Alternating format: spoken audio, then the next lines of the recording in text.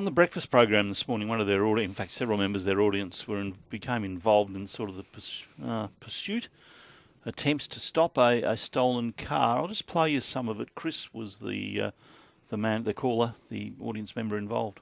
Well, I was just getting me coffee, and he'd come flying past me, and I got in my car and started following him, and I rang 000, so he's in front of me, and then he's taken off down Mansfield Street in Berwick, and I've got up behind him, and then he sort of went to start off in front of me, and I clipped the back of him, spun him round, and he's gone the opposite way back towards the Princess Highway, and then he sort of cops this stage way about 100 metres up behind me, and they've tried to cut him off again. Then I go up next to him again, and then I could have got him, but I didn't know where I was going to push him. It's someone's front lawn, so he's gone up on someone's front lawn and then taken off again.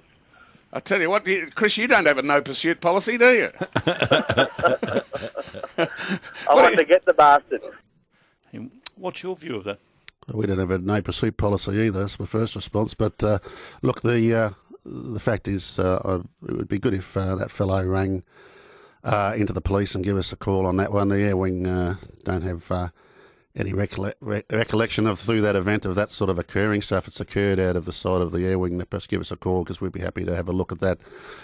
Certainly, in relation to pursuits generally and the public getting involved, it's the last thing we want, because the whole point of pursuits is trying to catch someone without injuring the public. And if we get people getting involved, it can result in some tragic consequences. We know that from past experience, and the whole point is around trying to keep the community safe. So we also plan these pursuits in terms of how we'll resolve them, and if people do get involved, and offenders can then take different routes and help in different directions than the one we're trying to get them to go down sometimes. So it can have some problematic consequences as well. Was there are you aware of an incident out there when you said the police Air Wing didn't know where it was? There was a fairly long pursuit. There was a couple of hours, that one. They were trying to, reports they were broken into a cash machine at a car wash, and then members have responded to that and come across them there, and it's then been a pursuit. Went for a couple of hours, mostly involving the Air Wing and support.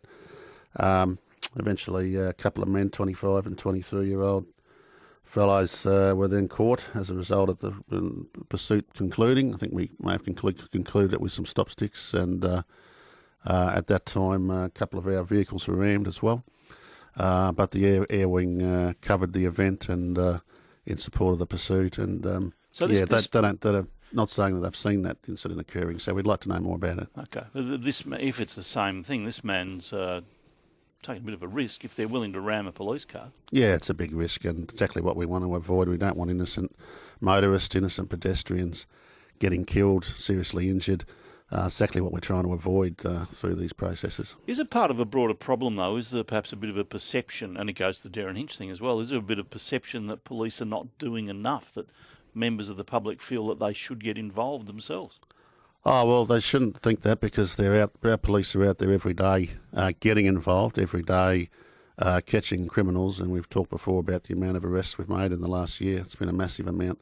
We're out there getting the job done, and as I said to you before, overall across the state, we're bringing those crime rates back, which is very pleasing to hear and to read, as I do on a weekly basis. But the fact is, we're providing a response 24/7. Our members are out there doing it 24/7. So if that's perception, we'll always have crimes occur in this state. We always have, and at the moment, those crimes do receive a lot of coverage, so people can form a view that it's a constant thing.